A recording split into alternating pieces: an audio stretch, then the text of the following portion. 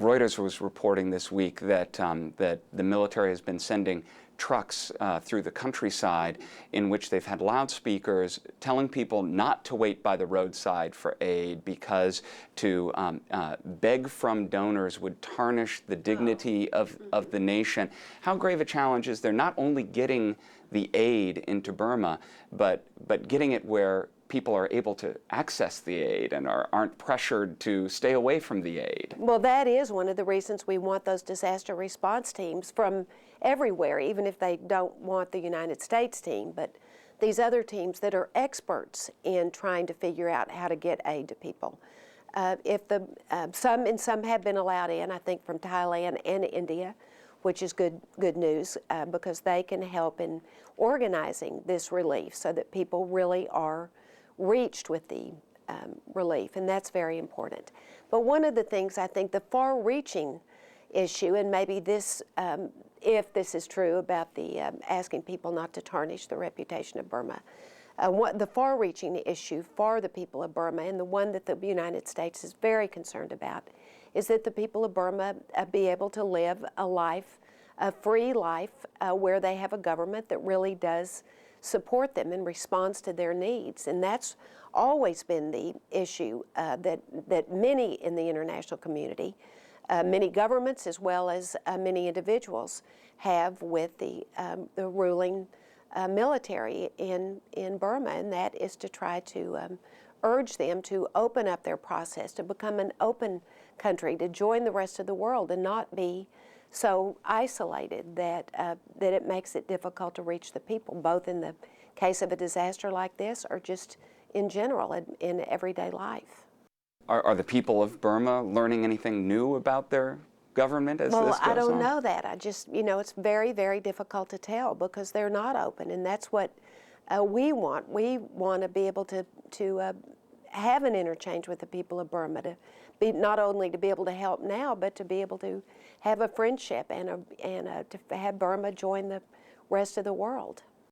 Now, there's some who have said that there should be no criticism of the Burmese regime in the context of trying to get aid there. Should, in the course of the aid relief efforts, should it just be, sort of hands off and no criticism of the regime at all? If that would make the regime accept aid, and I'm sure that that's the point, but the regime knows that many countries have been critical, that many leaders of many countries have already been critical long before this disaster.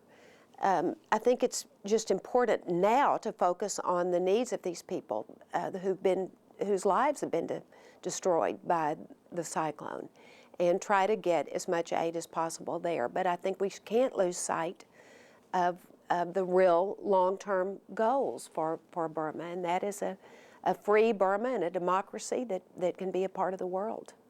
What can the U.S. do next? Are there other avenues of trying to help? We'll continue to work with all the international organizations that are allowed in Burma, the World Food Program, ASEAN, UNICEF, all of those. We can channel our aid through them as much as we can, all the good NGOs that are on the ground working. I hope the Burmese government will continue to let these C-130s come in with supplies, and I really hope they'll let these Navy ships come in because they've got equipment that can't come in any other way. It couldn't come in a C-130.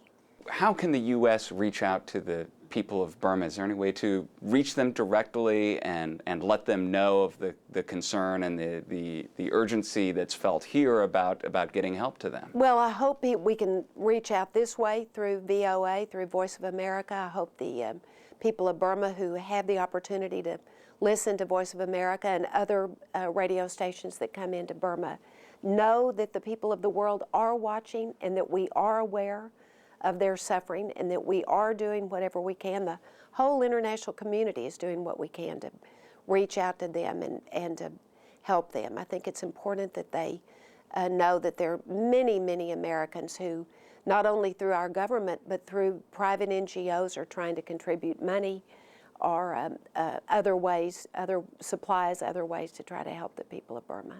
First Lady Laura Bush, thank you so much for taking the time today. Thank you very much. Appreciate it. For more information on the crisis in Burma and to find out how to help, please go to Mrs. Bush's website at www.whitehouse.gov/First Lady.